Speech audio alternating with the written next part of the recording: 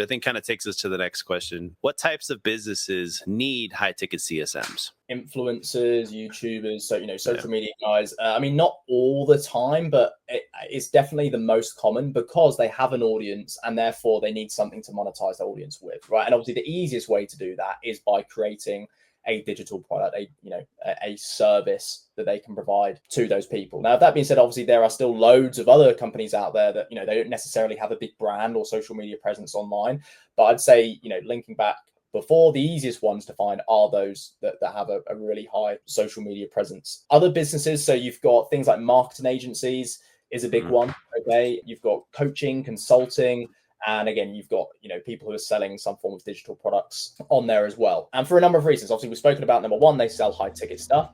But number two, the day to day of like a CSM for these businesses is very much just like relationships, right? Yeah. It's just relationship building. It's being that middleman between the client and the service. Okay, that's pretty much it. The day to day is quite literally just jumping on those one-on-one check-in calls, responding to any specific questions that they have via Slack, and ultimately just making sure that the clients are kind of doing the thing in order to get the results. Whereas like a personal trainer in the gym, you could go in the gym by yourself and go and figure it out. But there's a reason why people pay personal trainers. It's because number one, they want people to make sure they show up to the gym, right? Holding them accountable.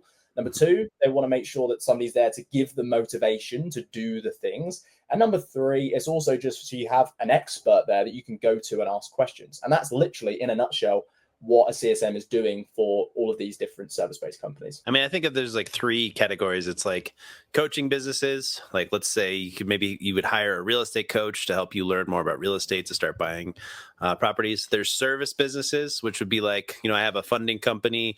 There's also like service, I think is kind of a marketing is kind of a service business where like you're setting up people's ads and creative. And then the third one I think is tech, right? And tech is you're essentially helping people learn new softwares and how to implement the stuff into their business, right?